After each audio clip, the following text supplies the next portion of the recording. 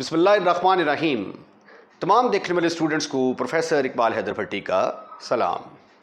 My dear students, हम composition of forces का chapter जो है वो मैकेनिक्स का वो कर रहे हैं और आज जो टॉपिक हम डिस्कस करने जा रहे हैं वो कपल के बारे में है। What is couple? कपल के अगर आप वैसे मीनिंग्स देखते हैं तो एक जोड़े के मीनिंग्स में ये आता है, तो यहाँ पे भी फोर्सेस का एक जोड़ा होगा। फोर्सेस का जोड़ा कैसा होगा और वो किन कंडीशंस को सेटिस्फाइड करता होगा, आइए देखते हैं और आज के लेक्चर का आगाज़ करते हैं। Two equal unlike parallel forces, unlike parallel forces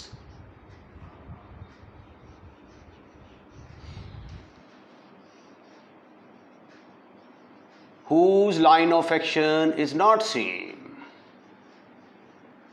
Line of action is not same. Form a couple.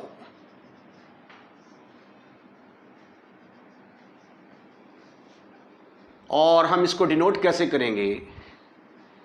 It is denoted by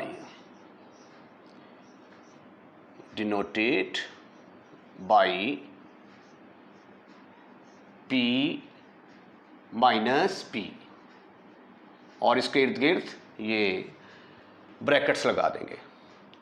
अब टू इक्वल फोर्सेस, अब देखें दो इक्वल फोर्सेस, अगर एक फोर्स आपके पास ये वाली है P, ठीक है, और अगर एक सेम फोर्स मैं इधर लगा देता हूँ माइनस P, तो इसका बॉडी के ऊपर कोई असर नहीं होगा क्योंकि इन दोनों का लाइन ऑफ एक्शन सेम है। तो ये दोनों एक दूसरे के असर को ज़ाइल कर देती हैं, तो इसलिए ये दोनों फोर्सेस कपल नहीं बनाएंगी क्योंकि इनका रिजल्टेंट ज़ीरो के बराबर आ जाता है। डेफिनेशन है टू इक्वल फोर्सेस, यानी ये एक फोर्स है P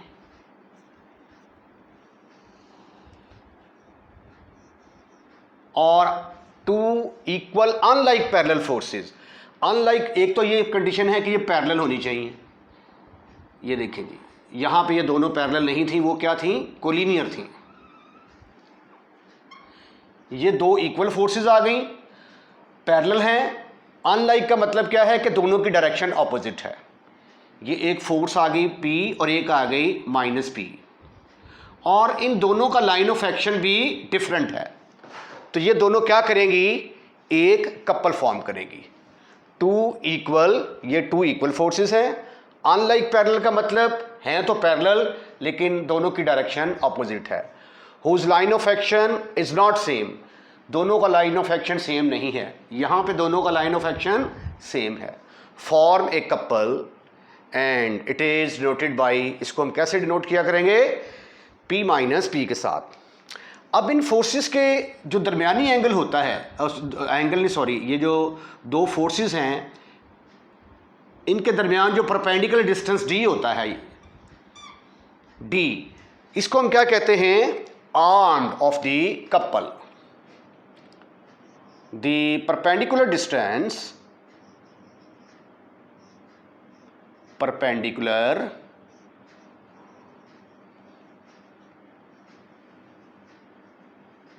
distance between P and minus P is called the arm of the couple,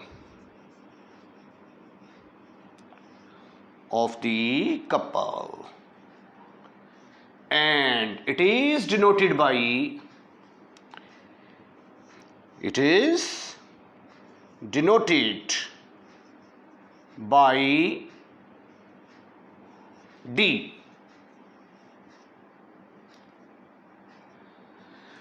अब जब एक कपल किसी बॉडी के ऊपर अप्लाई किया जाता है तो वो बॉडी के अंदर रोटेशन पैदा करता है। जी मैं आपको करके दिखाता हूँ। ये देखें, ये मेरे पास फ़र्ज़ किया एक बॉडी है, ठीक है, थोड़ा सा ऊपर पकड़ें ऐसे।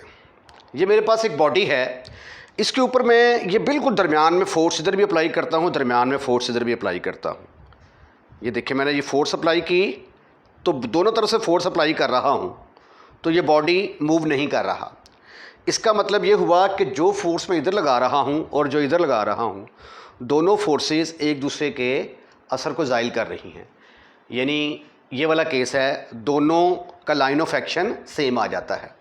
अब ज़रा गौर से देखिएगा, इस फोर्स को मैं इस कॉर्नर पे और इस फोर्स को इस कॉर्नर पे अप्लाई करता हूँ। ये मैंने अप्लाई की तो ये देखिए डस्टर जो है ये रोटेट करना शुरू कर दिया। तो इसका मतलब ये हुआ कि जब कपल किसी बॉडी के ऊपर अप्लाई किया जाएगा तो वो बॉडी के अंदर क्या करता है, रोटेशन पैदा करता है, और जब रोटेशन पैदा करेगा तो उससे मोमेंट होगा। तो इसलिए अब हमें क्या करना पड़ेगा, moment of a couple calculate करना पड़ेगा। तो फिर हम लिखेंगे the effect of a couple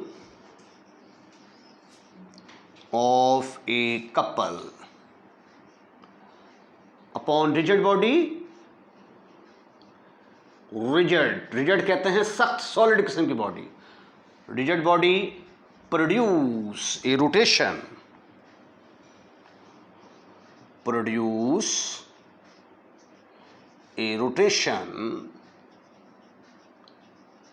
therefore we have to calculate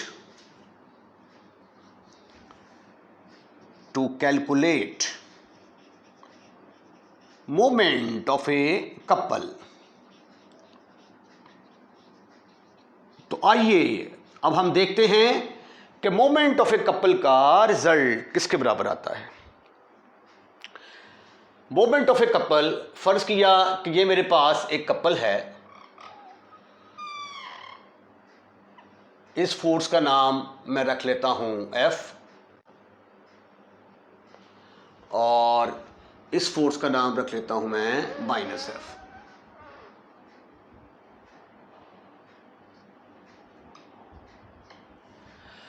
ये जो कपल है इसमें फोर्स F जो है ये फ़र्ज़ कर लिया पॉइंट A के ऊपर अमल कर रही है, और ये फोर्स जो है ये पॉइंट B के ऊपर अमल कर रही है। अब इसके प्लेन के अंदर मैंने कोई एक पॉइंट लिया P। अब इस पॉइंट के गिर्द मैं इस कपल का मोमेंट निकालता हूं। Let a couple F minus F is acting on a rigid body। Body सख्त होनी चाहिए, on a rigid body, where F force जो है एक्ट करती है at A and -F act at B। Now take, ये हमने एक पॉइंट लिया, now take any point P in the plane of the couple। जिस प्लेन के अंदर ये अमल कर रहा है वहां पे हमने एक पॉइंट ले लिया। Now take any point P in the plane of the couple।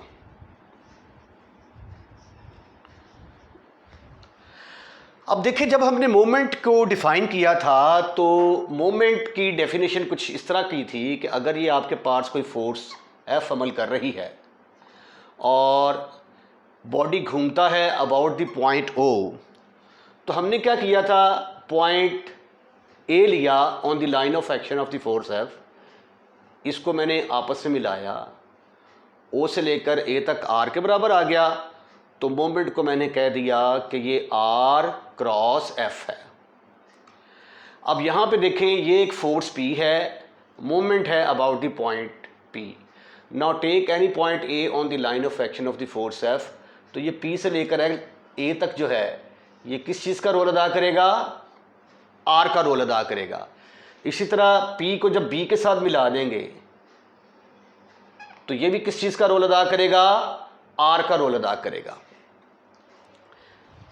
Then moment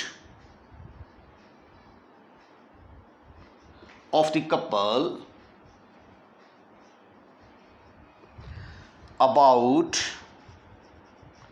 the point P is, moment किसके बराबर आ गया, moment of a couple is equal to moment of F about P plus दो forces है ना, तो ये दो फोर्सेस का मोमेंट बराबर आ जाएगा दोनों मोमेंट के सम के बराबर, plus moment of minus F, moment of minus F about P. तो मोमेंट का फार्मूला क्या होता है, आर क्रॉस एफ।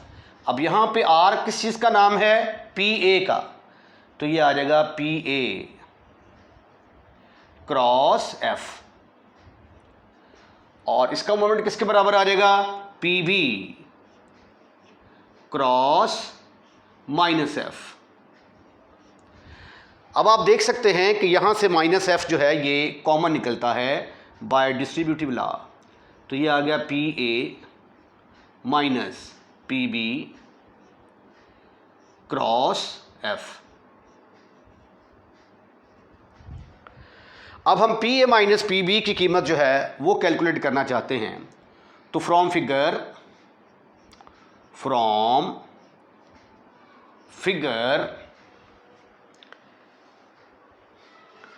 ये इसको ज़रा मिला दें आपस में,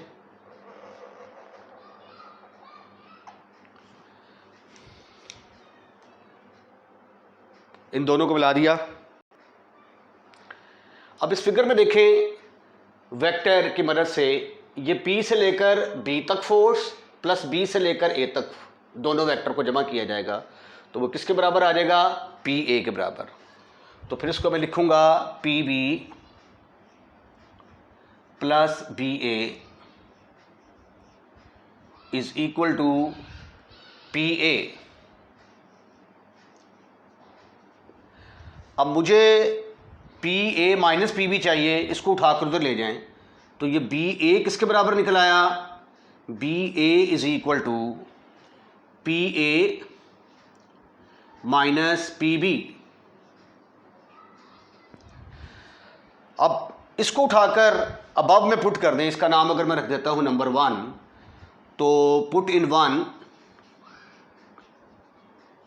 तो मोमेंट ऑफ कपल किसके बराबर आ गया, मोमेंट,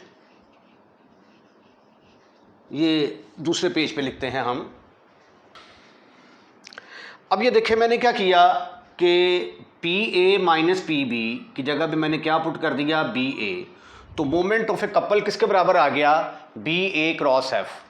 अब बी ए क्रॉस एफ को जब हम कंसिडर करते हैं तो इसका मतलब है कि ये आर का रोल प्ले कर रही है, it is playing the role of R, और ये एफ। तो इसकी जब मैं फिगर प्लॉट करता हूँ तो फिगर कुछ इस तरह की होगी कि ये मैंने किसी बॉडी के ऊपर, यानी बी ए क्रॉस एफ का मतलब क्या है ये समझा रहा हूँ। ये मैंने किसी बॉडी के ऊपर फोर्स एफ अप्लाई की, और यहाँ पे कोई पॉइंट था हमारे पास बी, यहाँ पे हमारे पास था कोई एक पॉइंट बी, ठीक है, और यहाँ पे एफ के ऊपर हमने कोई इस लाइन ऑफ एक्शन के ऊपर कोई एक पॉइंट ले लिया ए। तो अब बी से लेकर ए तक जो है ये आर का रोल अदा कर रहा है, B A is equal to R. ये देखें, जब फोर्स एफ अप्लाई की तो एफ के ऊपर पॉइंट लिया ए और बॉडी जिसके गिर्द घूमता है उस पॉइंट से ए का फासला आर कहलाता है। अब यहाँ पे ये देखें, ये फोर्स एफ है और ये पॉइंट बी है, तो आर का रोल कौन अदा कर रहा है? बी ए। तो इसका मतलब ये हुआ कि ये तो यूँ लगता है जैसे बॉडी घूमता है अबाउट द पॉइंट बी। तो फिर मोमेंट ऑफ ए कपल किसके बराबर हुआ? मोमेंट ऑफ ए कपल बराबर हुआ करेगा moment of a single force. ये एक सिंगल फोर्स है ना, moment of a single force about the point B. और ये पॉइंट बी कहाँ पे लाई करेगा? जो दूसरी फोर्स होगी उसके लाइन ऑफ एक्शन के ऊपर लाई करेगा। ये देखें, ये नीचे लिखा है फिर मैंने, moment of a couple F minus F किसके बराबर आया? Is equal to the moment of a single force F. ये सिंगल फोर्स का मोमेंट नजर आ रहा है ना, और ये मोमेंट किसके गिर्द नजर आ रहा है? अबाउट द पॉइंट बी नजर आ रहा है। और पॉइंट बी कहां पे लाई कर रहा है? पॉइंट बी दूसरी फोर्स के लाइन ऑफ एक्शन के ऊपर कहीं लाई कर रहा है। तो इस बात को आपने याद रखना है कि मोमेंट ऑफ ए कपल किसके बराबर हुआ करेगा? Moment of a single force के बराबर हुआ करेगा about the point P, about the point, और वो पॉइंट कहां पे लाई करेगा? जो दूसरी फोर्स होगी उसके लाइन ऑफ एक्शन के ऊपर लाई किया करेगा। वेरी इंपॉर्टेंट थ्योरम, बहुत ज़्यादा इंपॉर्टेंट है, ये पेपर में बहुत दफ़ा आ चुका हुआ है और आगे मज़ीद भी बहुत दफ़ा ये आएगा। टॉपिक है हमारा इक्विवेलेंट कपल्स। इक्विवेलेंट कपल्स का थ्योरम है the effect of a couple upon A rigid body is unaltered. Unaltered का मतलब है तब्दील नहीं होता, तब्दील डज नॉट चेंज, तब्दील नहीं होता, डज नॉट चेंज। ठीक है, अनअल्टर्ड का मतलब does not change. The effect of a couple upon A rigid body is unaltered.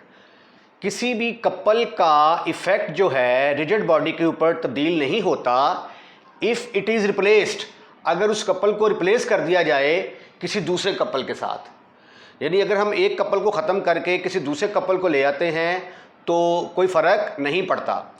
और कहता है कि जो पहले वाला कपल है उसका मोमेंट और जो नए आने वाला कपल है उसका मोमेंट, वो दोनों का सेम होगा और एक ही प्लेन के अंदर लाई करते होंगे। The effect of a couple upon A rigid body is unaltered, तब्दील नहीं होता। Effect of a couple, couple का असर तब्दील नहीं होता। अगर इसको रिप्लेस कर दिया जाए किसी दूसरे कपल के साथ ऑफ द सेम मोमेंट, और उसका मोमेंट सेम हो जो पहले वाले का था, lying in the same plane, और वो सेम प्लेन के अंदर लाई करता हो। तो मैं ये फ़र्ज़ कर लेता हूँ ये मेरे पास एक कपल है, ये फोर्स P और ये माइनस P है। ये एक कपल है मेरे पास जो कि इस प्लेन के अंदर लाई कर रहा है। Let P minus P B a couple. बहुत आसान तरीके से करवाऊंगा, गौर से देखिएगा। इसका सारा प्रूफ जो है फिगर के ऊपर डिपेंड करता है। Let P minus P B a couple in a plane and CD are arbitrary point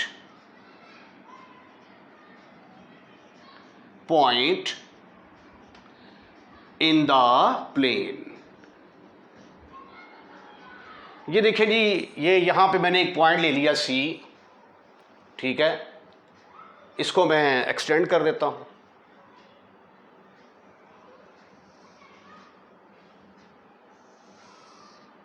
ये पॉइंट आ गया C, इसी तरह मैंने इसको इधर भी एक्सटेंड कर दिया।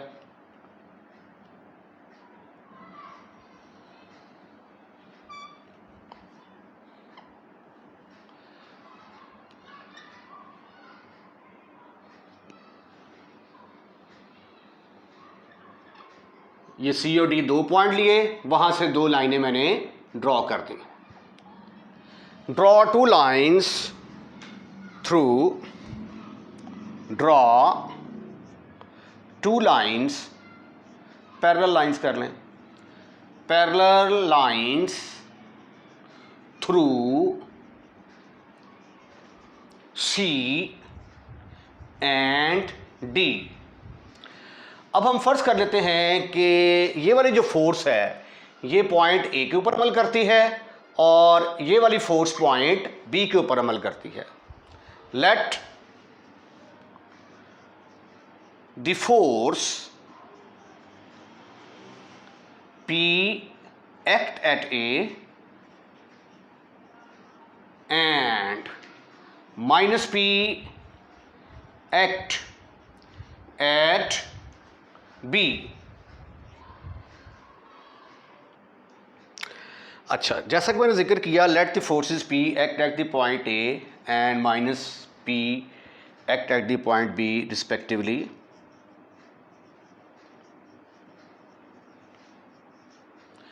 अब मैं क्या करता हूँ कि ये जो मेरे पास फोर्स P थी, पैरेललोग्राम लॉ ऑफ फोर्सेस के मुताबिक, ये देखें, मैं इस फोर्स को मैंने आगे बढ़ा दिया, इस फोर्स को मैंने इधर आगे बढ़ा दिया, तो ये एक पैरेललोग्राम बन गई। तो ये जो है, ये इस पैरेललोग्राम का डायगोनल आ गया। तो अब ये जो डायगोनल ऑफ द पैरेललोग्राम है, ये किन दो फोर्सेस का रिजल्टेंट होगा? एक S का और एक Q का होगा। यानी मैंने इस फोर्स P के दो कंपोनेंट ले लिए हैं। तो फिर इसको मैं क्या लिखूंगा? नाउ द कंपोनेंट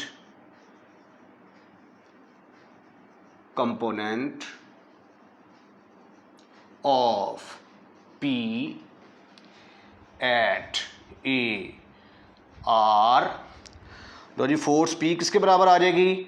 ये बराबर आ जाएगी Q force plus S force के बराबर आ जाएगी, राइट।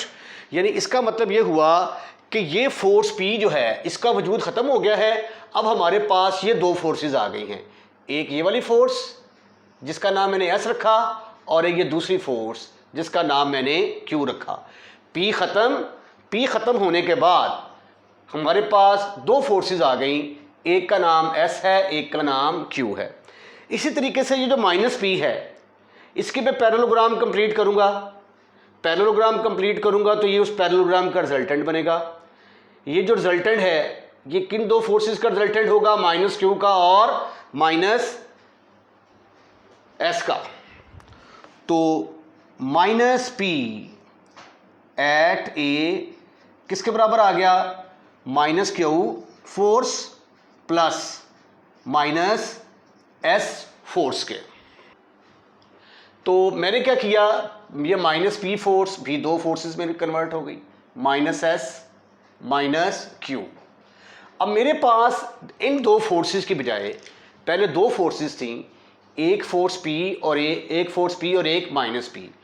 इन दो फोर्सेस की बजाय चार फोर्सेस आ गई, S Q और माइनस Q। अब ये देखिए, S का और माइनस S का दोनों का लाइन ऑफ एक्शन सेम है। जब दोनों का लाइन ऑफ एक्शन सेम होगा तो वो दोनों एक दूसरे के असर को ज़ाइल कर देंगी। तो इन दोनों फोर्सेस का वजूद ख़त्म हो जाएगा, इनका नेट रिजल्टेंट ज़ीरो के बराबर आ जाएगा। तो ये दो फोर्सेस ख़त्म हो गई, S और माइनस S। हमारे पास दो फोर्सेस बच गई, एक फोर्स बची Q इस डायरेक्शन में और एक बची माइनस Q इस डायरेक्शन में। तो ये देखिए, ये दोनों इक्वल फोर्सेस हैं, अनलाइक हैं, यानी एक की डायरेक्शन इधर है, एक की डायरेक्शन इधर है, और दोनों का लाइन ऑफ एक्शन सेम नहीं है। तो इसलिए Q और माइनस Q क्या करेंगी? एक कपल फॉर्म करेंगी। तो देखें, शुरू में हमारे पास क्या था? एक कपल P माइनस P था, उस कपल को, यानी ये P माइनस P कपल था, उसको ख़त्म कर दिया। उसकी जगह पे हमारे पास नया कपल आ गया जो कि Q माइनस Q के बराबर है। तो फिर हम क्या लिखेंगे? instead of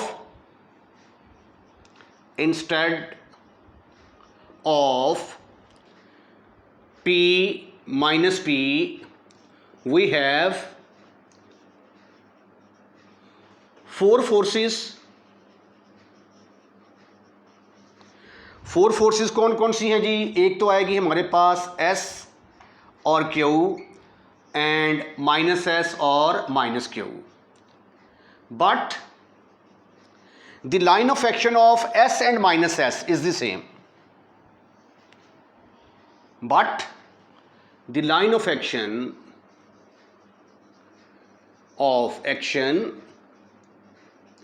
of S and minus S is the same. So they cancel each other. They cancel each other.